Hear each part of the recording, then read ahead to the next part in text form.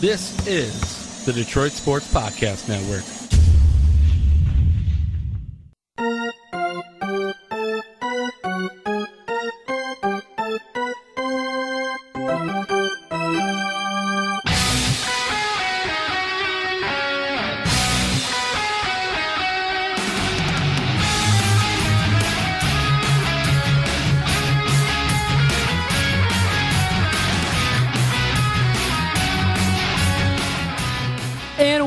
Welcome to the latest, the freshest edition of Tiger Stock with Chirco and Company. I am your host, Vito Geronimo Chirco, alongside my usual sidekick and broadcast partner and fun. That is Akram Doc and John Charles McElroon. John, how are you doing? Vito, some news was made with the Detroit Tigers. Some players that have been a staple here were not tendered contracts. They're on their way, and it's interesting to look at when you compile the list of who's going to make up the 2019 Detroit Tigers. It's almost laughable. It's tough because the team is now right smack dab in the middle of a rebuild. But when you look at some of the names, I'm not really seeing a chance to compete at a level where maybe even 70 games is the ceiling. But the news was made. And like you've said, you were a guy that throughout 2018 came in and week out and said, look, you know what? James McCann is not doing the job, especially in terms of the offense. Great. He's a great defensive catcher, but, you know, there are certain positions in the game that require a little bit of pop. And unfortunately, James McCann was not tendered a contract. He is now a free agent. The one that was a surprise that when the news broke, when I read it, and I think a lot of fans of ours were a little bit surprised too, was Alex Wilson. In that he was a guy that was a contributor, kind of like a leader in that he had a bulldog mentality. Unfortunately, there were times when he had ups and downs in terms of his consistency. But the Detroit Tigers made a decision. James McCann, Alex Wilson, no longer part of the roster. Not tender contracts, so they are no longer with the Tigers roster. And you're right, Alex Wilson was more surprising than James McCann not to be tendered a contract.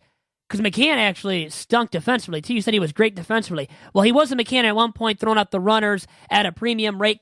Still showcased that to a certain extent in 2018, but his pitch framing ability was horrible. Was off the charts bad. So it didn't cover up for his offensive woes, which were extremely large. And we've talked about this in the past. For those that don't know, describe what pitch framing means for those that are not in the know like yourself. Pitch framing, well, I am in the know, but pitch framing is when you're a catcher and you try to make a pitch that's a ball look like a strike for your pitcher. So, simply that, really. That means move the glove back, damn it, over the plate. Move the glove over the strike zone.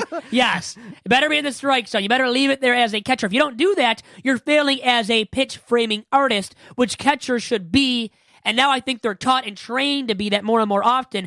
James McCann was very poor in that category, in that department, per se, this past season. And I think it played a large part in costing him a job going into next season, and then he just stunk offensively. I mean, you look at his numbers. What did he hit? He hit 220. I thought 225 or below. Yes, 220, a negative WAR, which I expected him to have in 2018 because, once again, he stunk defensively.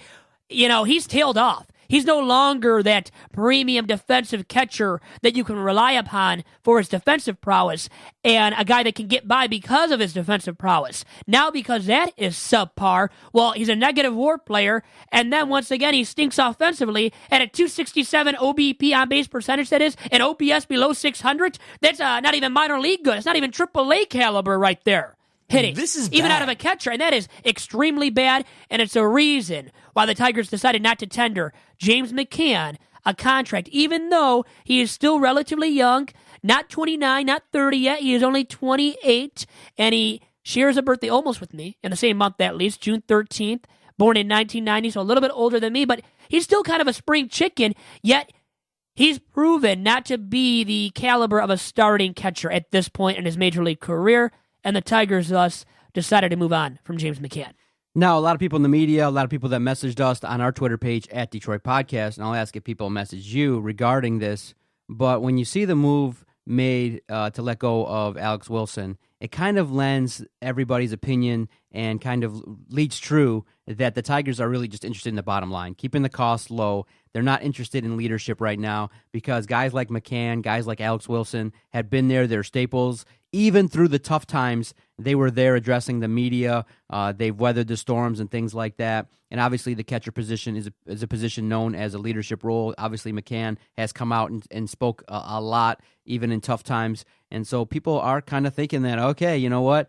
2019 is just about shedding payroll and whatever happens, happens. Do you get that sense because of these moves? Obviously McCann on the field could do a lot better, but Alex Wilson, I just kind of feel like it's a cost-cutting move, and when these guys are eligible for arbitration and their contracts are up and things like that, in the last couple of years, obviously, as the Tigers are trying to shed their payroll, you can get a sense that, you know what, as many tough moves as have to be made are being made, and a lot of them might just have to be due to money. And even though they're not going to come out publicly and say it, because Alavila's asked it all the time, he's like, are you mandated to get down to a certain number? He's like, no, what are you talking about? He'll never admit it, right? Exactly, he'll never admit it, but the checkbook is tight. And I think if you got him some scotch and sat and had a good old Italian conversation with him, he'd be like, hell yeah, Chris, I tightened the checkbook. And you could relate to that because you're like, damn it, Doc, your checkbook is super ass tight. I experience the same thing every single day at the Detroit Sports Podcast Network, no doubt. Exactly, and so they all can relate. So all these Italians, all these fellow paisans like myself, Alavila and I and others, we can relate to that. At least Alavila and I, as fellow paisans.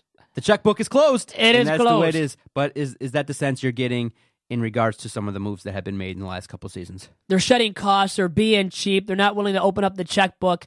And that's why Alex Wilson wasn't tendered a contract, because don't you want stopgap veterans that have been at least semi-reliable in the past in their major league career, as Wilson was, especially last season and before, in the Tigers bullpen, out of the Tigers pen, and then you just say, we're going to part ways with you because you're a little bit too expensive? This is a guy that's a middle reliever, maybe a late inning reliever when he's really clicking at all cylinders, but he's not the highest leverage situation arm, the guy that you're really going to rely upon in the late innings in those high and highest of high leverage situations. So you're not going to have to pay him a lot of money. Yet the Tigers part ways with this guy, refuse to tender him a contract because of the fact the Tigers are cheap. And we as Tigers fans and pundits alike have to accept that the Tigers are cheap, and these are cost-cutting methods and ways for the Tigers. It's not just about rebuilding. I think it's even more about, especially with the case of Alex Wilson, it's more about shedding costs for the Tigers' salary and really getting to a certain point that is appeasing to Chris I as Tigers owner. A number that appeases him in terms of the Tigers' payroll. Because from what we've seen, what we've gathered, going into this offseason, the Tigers are cutting costs all across the board. So Alex Wilson was just a victim of that, in my opinion. And so what's your take been on Jake Rogers? Because obviously the organization, for whatever reason, lost favor with James McCann, obviously due to the fact that he's going to be, making around $3.5 million, which is a little bit more than he made previously, and his numbers went down. So obviously you don't want to pay a player that you don't have confidence in. And then you also have a catcher that many people are talking about as being the catcher of the future in Jake Rogers. And look, you have a guy maybe as a stopgap catcher this season, but what's your take on Jake Rogers and who's going to take the place of James McCann now that he's no longer here? Well, I think as of right now, Grayson Griner, who I don't think you want to grind with Griner. In 2019 is your starting catcher. Now, Jake Rogers maybe in the future is your starting catcher, but I don't think he's ready yet to be the starting catcher come opening day. So you have a large void at catcher now. Now, McCann, he was a void himself there, even though he was there, was a starting catcher. Was a vocal guy, a nice spokesperson for the Tigers, nice guy off the field, but on the baseball diamond, didn't cut the mustard seed nearly enough at the plate or behind the plate as a pitch framer once again and as a defensive catcher. So you move on from him, rightfully so, and you're cutting some costs there, but it's also with James McCann about him stinking up the joint last year as Tigers starting catcher. Now you want to move on and get a better everyday starting catcher for the Tigers, but Grayson Griner isn't the solution. Jake Rogers more than likely isn't the solution going into opening day of next season. So who is that solution to take over the starting job for James McCann? I don't think they currently have the guy on their roster. I think they still add that guy this offseason. Okay, and then how surprised were you about Alex Wilson? Well, hugely surprised because I didn't see it coming because he was successful. He was very effective for the most part in 2018. He was a guy that deserved the roster spot going into 2019 that's not making a boatload of money. He's a guy the Tigers can afford if they weren't cheap. This is simply the Tigers being cheap here with cutting costs with Alex Wilson and not even tendering him a contract. It really came out of left field regarding Alex Wilson. And this is a guy, once again, when I say that he was effective last year as a Tigers reliever, well, he put up a 3.36 earned run average. Now, his FIP showcased that he wasn't nearly as good as an ERA showed for him. But still, an FIP that wasn't hugely stinko was 4.28, and he gave you innings, pitched 61 and 2/3 innings out of the bullpen for the Tigers in 59 games in 2018. And now he's on the wrong side of 30. He's already 31. But still, this is a guy that can record an ERA of below 4. And when that's the case, and when you're a struggling middling ball club that's going to win 64 to 66 or 67 games at the max, I think this is a guy in Alex Wilson that you keep at least as a veteran stopgap for another year. And now your bullpen, which was already stinko, I keep using that adjective that I'm kind of making up on the fly here, but it's been depleted even further. And that bullpen already stunk up the joint last year. So what is that bullpen going to look like in 2019 now without reinforcements? And maybe they still add an arm or two, but you know they're not going to be clear-cut upgrades for the Tigers' 2019 Major League pen. So basically what you're saying is, look, it's about the bottom line, and the bottom line is not about wins and losses. It's about how much money are we cutting out. Let's kind of trim the fat as much as humanly possible. 2018, 2019, 2020 are going to be horrendous, and then maybe we'll start the process. This is a true rebuild, Vito, and I think those that have looked at the current potential lineup for 2019 and who's going to be on this roster, I think people that have looked at it have said, oh my gosh, I think it's going to send me into a depression. It's going to send me into massive anxiety, because you look at it and you go, wow, how bad are the Tigers going to be? How bad is the roster potentially going to be in 2019? Well, it's going to be worse. The team right now, when I look at it, now I thought at first, this team can't be any worse than this past year. I'm thinking more and more now, Tigers are going to be worse than last season, which was already a stinko year. 2 straight years of 64 and 98 campaigns. Now it could be worse than that. You could win less than 64 games in 2019. That's how bad the Tigers' 40-man roster looks right now, which it was funny what Tony Paul said. He said if he wasn't already depressed, he would be depressed based on looking at the Tigers' 40-man roster. And it is stinko across the board, man. And then you got a few guys making all this money on the Tigers' payroll, and then there's no money for anybody else that could really upgrade your ball club for the near and long-term future. So they're going to go young, they're going to go cheap for the foreseeable future, and that's why in 2019, maybe 2020, probably 2020 at this point too, the Tigers are going to stink as a major league ball club. So you look at the potential lineup. You saw, obviously, the photo that he posted, and you say, oh, my goodness, it's going to be bad. But a couple guys that maybe we could talk about in terms of what they could contribute, obviously going to be some guys that are going to be counted on to bring in some runs, if there are any guys on base, are going to be Jeimer Candelario and Miguel Cabrera. Obviously, the marquee guy, the guy that we will all want to see how he comes back from the bicep injury and things like that. I kind of just get a sense it could be an injury-plagued season. It could be something where, you know what, you try your absolute best to get him out there as much as possible by limiting his time playing first base, make him a DH and things like that. But what are your expectations for those two guys I just mentioned? Well, I think Jeimer can improve offensively still. I think OBP-wise, I think he can get on base more often, and he was a 2-WAR player in 2018 with a little bit of pop, and maybe he improves with that as well, hitting for more pop in 2019 and beyond. And by the way, he's only 25 too, so he's a spring chicken like myself. We're both 25, so hey, I like him just based off of that too.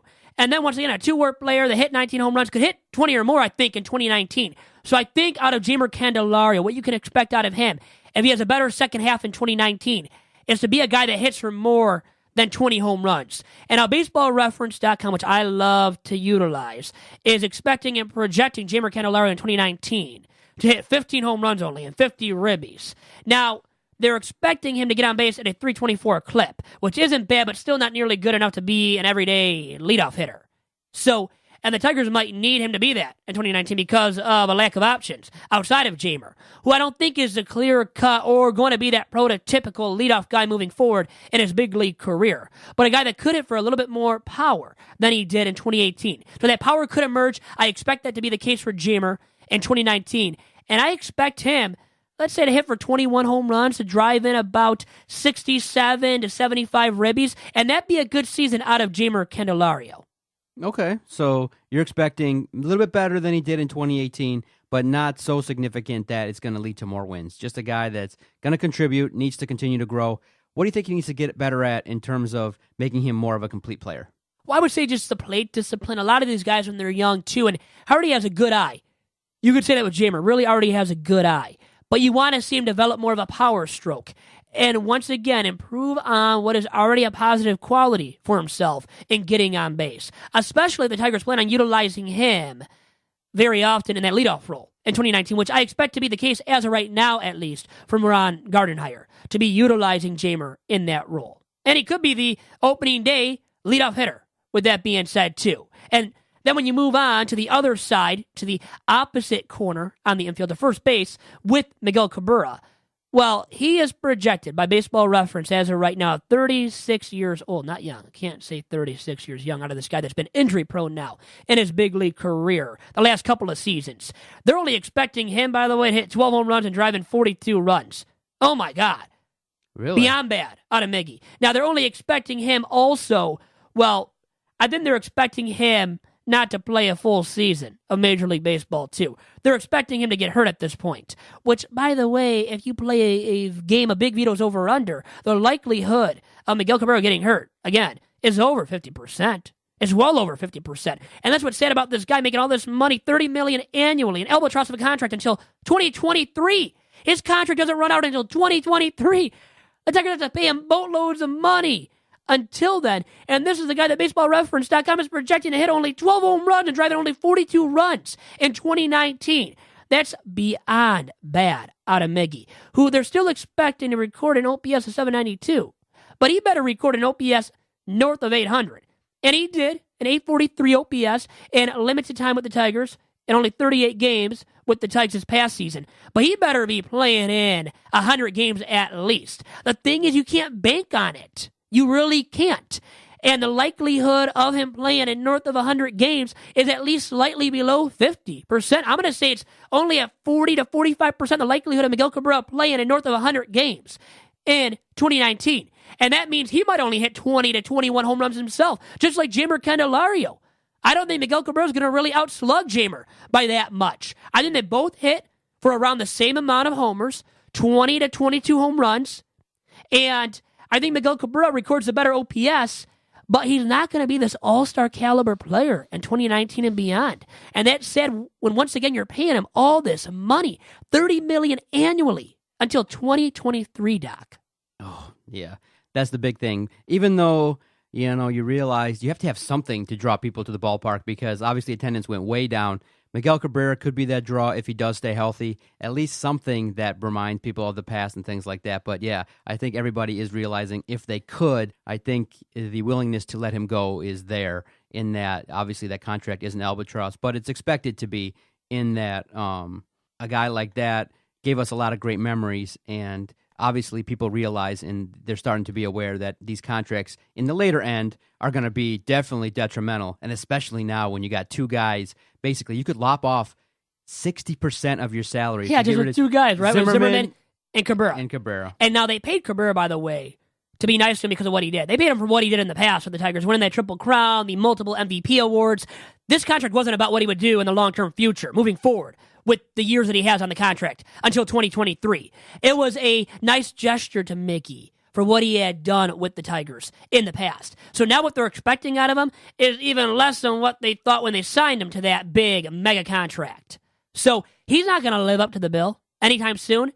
It's just not going to happen out of Mickey. This is what Miguel Cabrera is. He's barely a 20 home run guy per season at this point. And it's sad when they're paying him all this money once again.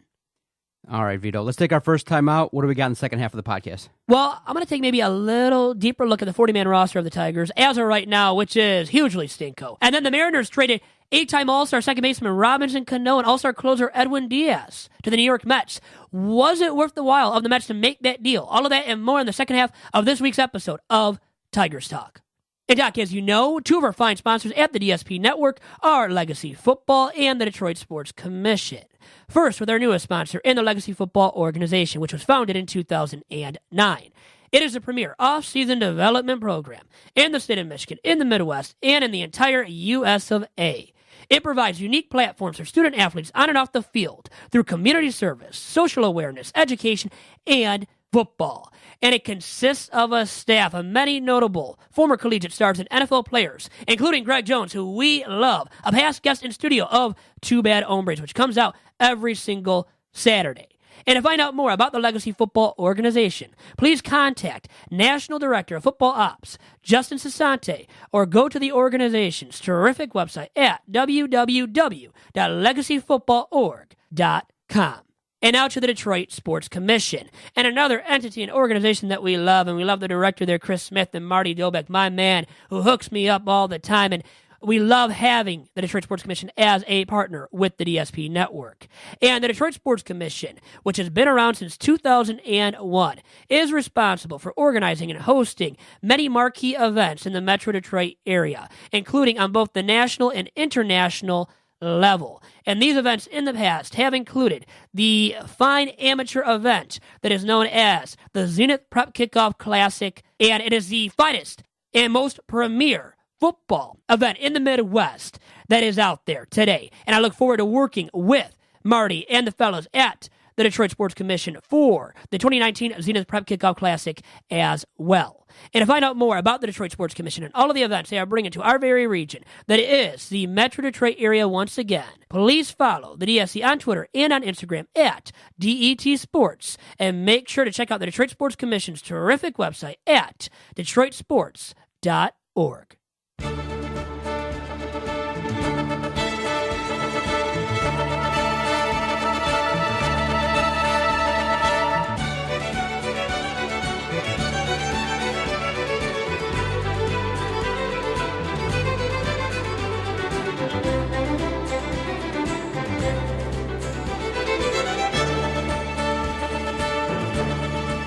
And back here on Tiger Talk with Chirco and Company, and Doc is just laughing up a storm over there. I don't know why, what it is a result of, but he's been laughing up a storm over there and not sharing anything with me about what it's regarding. Anyways. Unfortunately, Doc. Vito, the Tigers aren't drawing a lot of great interest on our Twitter page at Detroit Podcast, but everything else in the world of sports is in regards to trades, who's been, moving on from their jobs, things like that. So the people that reply to us are great, and it's a great thing to be part of this network, and it's really fun, and I appreciate doing the podcast. So just the responses that people send me nowadays is really fun, and I'm looking forward to broadcasting this week with all the big news going on. And I love podcasting. I love the interaction we have with our supporters and things like that. So it's really fun, and you're getting to the game too, asking some questions, a little bit controversial. So that's what it's about, is asking those tough questions and evaluating trades and evaluating what's going on in the world of Detroit sports and nationally as well in terms of Major League Baseball. Again,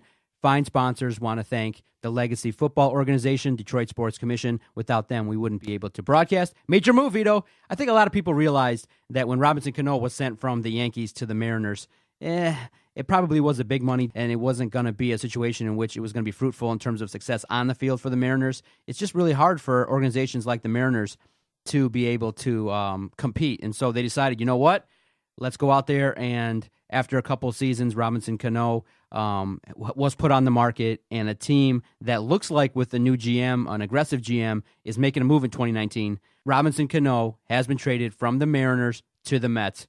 What's your take on the deal? And let everybody know the exact details of the deal. Well, Cano is already 36 years old. Not young, I like saying that, but really, 36 years old, coming off of a season in which he was suspended for half of the year, 80 games he missed because of that suspension. Only played in 80 games with the M's in 2018 subsequently. Hit .303, good bat still who can hit for power, but this is a guy that is on the wrong side of 30, past 35, and you give him all the talent and resources that the Mets did. Now, it wasn't the greatest haul for the M's to get in return for the services of Robbie Cano. And then their all-star closer in Edwin Diaz, who was nearly lights out all the time with the M's this past season. So they gave up not only Robinson Cano, but also an all-star closer once again in Edwin Diaz. So it's not just about Cano.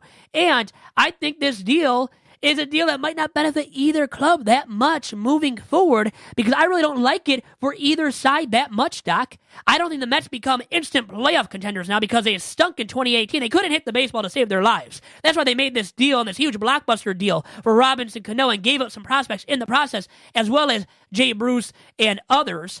And Jay Bruce is a veteran as well, who's not going to do a lot for the M's. It's more about the young guys the M's got in the deal. And we'll see what they do for the M's in the future. Now, once again, Cano and Diaz for the Mets, I don't expect these two dudes to make the Mets overnight contenders for the National League East Division crown when they couldn't hit in 2018, and they didn't contend for the NL East Division crown this past season. So how is this move going to make the Mets contenders overnight now? It's not going to make them instant contenders. I think even for a wild card spot in the NL. Sad but true about this deal for the Mets, with all those Metropolitan fans who are slap happy right now and expect the Mets to become instant contenders, at least for a wild card spot in the National League in 2019. So you don't think this move is going to move the needle for the Mets all that much? The Mets obviously have had success, getting to the World Series, but you don't think it's going to make it so that they're going to be perennial division winners or maybe move the needle trying to get and compete with the Dodgers, who just seem to be a team that can lock and load every single time. Well, the Dodgers are loaded. The Nationals are still better, even with losing Bryce Harper more than likely. Bryce Harper might go back to the Nats, by the way, now. People are saying that it's more likely at this point than it was going into the offseason. So maybe there is a possibility, at least, that Bryce Harper returns to play for the Washington Nats. And we'll see still how much money he gets from the Nats or somebody else this offseason. Manny Machado might go to the Phils. So the Phillies are clearly bound to upgrade. They just got Gene Segura, the former shortstop of the M's, can play second base and shortstop. He is now with the Phils. The Phils still might add Manny Machado. They might add Bryce Harper. They might add Patrick Corbin to lead their rotation in 2019 and beyond. So the Phils are looking to become contenders big time in the National League East Division. And they look like they could, even with those additions, if they make those additions, could become World Series contenders out of the National League. So look out for the Phils making big moves this offseason. The Mets, these are their big moves, and they're not nearly enough to make the Mets catapult the like of the Braves and the Phils for National League East Division supremacy.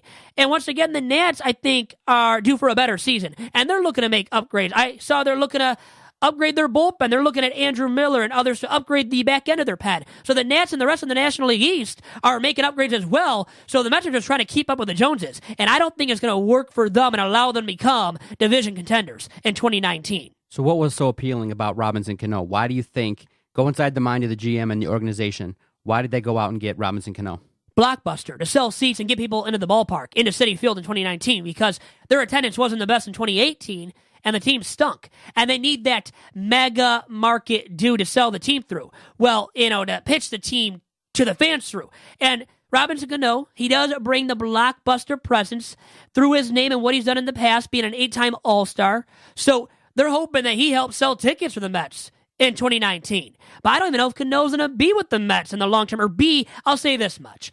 I don't know, and I don't think Robbie Cano will be a significant contributor past 2019 with the Mets. He's a guy that might be on the Mets, in 2020 and beyond until his contract runs out. But it's a lot of money for the Mets to take on with Robinson Cano when he's on the wrong side of 30, but also the wrong side of 35. And then, also, this deal, I think what it boils down to is more of a deal that allows the Mets to say, well, we're trying to win and to get people into the seats at Citi Field in 2019. Okay, so just one of those moves where, a market in New York, they can afford to take on the deal, and the situation in which I think the Mets also have to send $20 million back to the Mariners, so they're getting some relief and getting some money too, right? I think the Mets are getting $20 million from the M's as well, along with Cano and Diaz. The Mets are getting the $20 million. They could use some money. Remember, they were lacking some money in the past because of what? Who was it? Bernie Madoff and company, remember? Or the Ponzi scheme? So that really hurt the bottom line of the Mets for a long, long time. Now it looks like the Mets can spend some money and are willing to spend some money, serious money, for the first time in a long time. And that's why they're making this big move, and the first one for their new GM, a first-time GM in Brody Van Wagenen. And he's making this big move, landing Cano and Edwin Diaz from the M's. And the Mets had a son, by the way, Jay Bruce, reliever Anthony Swarzak, a good reliever, but not much there between him and Bruce, who are veterans now. And then also Jared Kelenic, Justin Dunn, and Gerson Bautista. So the last three guys that I named are prospect types that have some sort of upside. And I've heard that Jared Kelenic is the biggest fish to move over to the M's among the prospects that the Mets had to give up in order to land Cano and Diaz. And like you said, in order to land Cano and Diaz, but also $20 million, the Mets could use now to fill other voids on their roster going into opening day of 2019. But still, a deal that I don't like, and that I would give a C for both sides at the very best. Okay, so you view it as a C trade overall. For both sides, too, by the way. What couple more moves maybe could the Mets make in terms of strengthening that team, maybe to get them to be more competitive? What one or two things could they address in terms of maybe just getting a couple more guys or a positional player that could help the team compete? They just need more hitters. I mean, David Wright is long gone. He's retired now. Maybe a significant contributor at the hot corner that can hit for power. And they need power bats. You know, they've tried out Todd Frazier. Really, he was a bust with the Mets. Jay Bruce was good for a while. I believe when they first got him, had a really good stretch there where he was hitting for power with the Mets. But, you know, he wasn't the greatest in 2018, and now they deal him to the M. So they need guys that can hit for power. And really, they need to add young guys that can hit for power. Not the Robinson, Cano types that have the big contracts and are 35 plus. They need the young guys that they can build from, well, maybe from within their own farm system with, but also guys that they can add that are relatively young, that are in the prime of their careers, that are 25 to 30, not the guys that are above 30 or above 35 even, such as Robbie Cano. Okay, anything else that might be in your mind or something that you observed that could be included in Vito's notebook?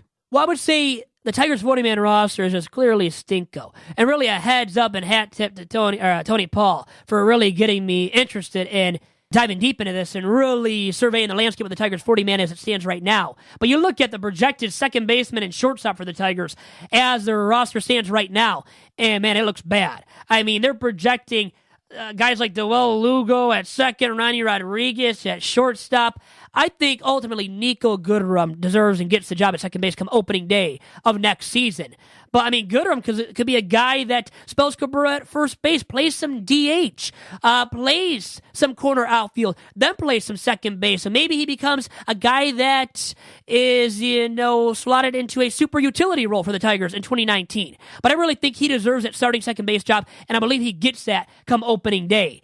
And then you look at their bullpen, the Tigers' bullpen looks bad, too. Victor Alcantara, who was good at stretches in 2018 down the stretch there for the Tigers. Sandy Baez, a young guy born in 93. So is Alcantara, born in 93. That they're going to expect big things out of in 2019 if they want to win at least 64 games, I would say, at this point. Then their roster right now consists of Spencer Turnbull as their fifth starter, based on MajorLeagueBaseball.com and what they project from the Tigers and their roster coming to opening day of next season. And things could change. The Tigers will still make some moves this offseason to upgrade, I would imagine, at least their bullpen. But this is what the bullpen looks like as of right now, what the rotation looks like as of right now. And the rotation specifically will be fronted by Michael Fulmer and Matthew Boyd once again. And Boyd has to be a bit better, but he was their most consistent starter in 2018. And Fulmer, clear cut, has to be better. And just hopefully healthier. Hopefully Fulmer is healthier. Hopefully Norris is healthier. And they're expecting, MajorLeagueBaseball.com and other pundits are expecting Daniel Norris to be a member of the Tigers starting rotation come 2019. And maybe he one day once again becomes an effective middle of the rotation guy. But I don't think you can bank upon that for Daniel Norris come 2019. Just hopefully he grows back into that kind of starter at some point in 2019 so that in 2020 and beyond, when they start getting more competitive, the Tigers, they can have a nice number 3 arm in lefty Daniel Norris. But that's the state of the Tigers roster as it stands right now, Doc. Okay. Before we get out of here, one quick question. It's been about 17 years since the Mariners have been relevant. They have the longest playoff drought in North America. They haven't been to the postseason, haven't had any success. Who returns to the postseason faster, the Seattle Mariners or the Detroit Tigers? I'm going to say the Tigers because the M's are enduring and going through a serious fire sale. A fire sale of epic proportions, like the Marlins did after 97 when they won it all with Jim Leyland as skipper. So I can see the Tigers realistically making the postseason again before the M's do, breaking that streak of their playoff drought. You said 17 straight seasons, right? I'm not qualifying for the postseason. Sad for the M's, but true. And I believe in 01. 01 was their last year when they made the playoffs.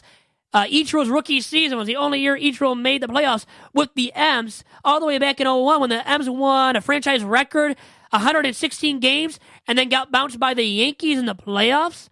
I mean, the M's. Too bad they didn't make a deeper run then. But to answer your question once again, I think the Tigers, almost by default, because this fire sale that the M's are going through is going to be long-lasting and hugely impactful for the M's roster for the next man, 4 to 6 years at least.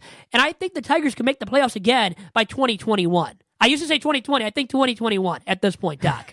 Might be longer. We might be on the same path. How many years has it been now for the Tigers since their last postseason appearance? 2014 was their last year with Brad Ausmus of all managers. But yeah, 15, Brad Ausmus made it 16. 1 year as skipper with the Tigers. It's been 4 years, Vito.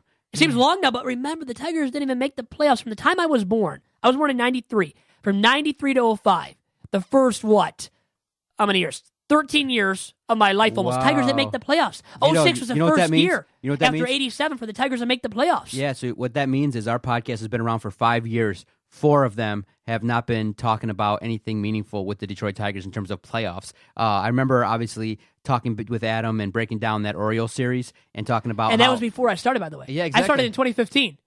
In 2015, they were bad. 2016, they almost made the playoffs. Didn't make the playoffs. The 2016 season was the only time on this podcast in which we had the chance to talk about meaningful baseball for the Tigers. Wow. And yet we Think got about it. Yeah, we Still got no playoffs since I've been doing this podcast for the Tigers. And yet we got sponsors, and we got Some a weekly sponsors, though, which is Tigers good. Talk podcast. We got the ability to cover the team.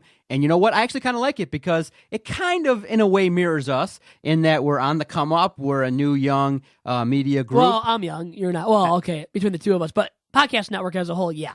Still an up-and-coming media entity. You can say that. So it's interesting in that maybe one day, maybe before I'm 50, maybe they'll get back into the postseason. We can talk about meaningful Detroit Tigers games and things like that. But hey, there's still always a story to get. And if there is one, we'll try and get some interesting stories in the future here talking about the Detroit Tigers and Major League Baseball. For Vito Valenti Chirco, I am the Doc, John Macaron. You can follow Vito on Twitter at Vito Jerome. You can follow the network at Detroit Podcast. You can leave a voicemail anytime talking about anything that we've talked about on this podcast or any of the podcasts that we air. 248-579-8686. 248-579-8686. Great podcast, Vito. Just flew by. The Tigers might stink it for a long time still, but we'll still be here. Maybe, for me, not until you're 50, Doc. But anyways, with that being said, adios.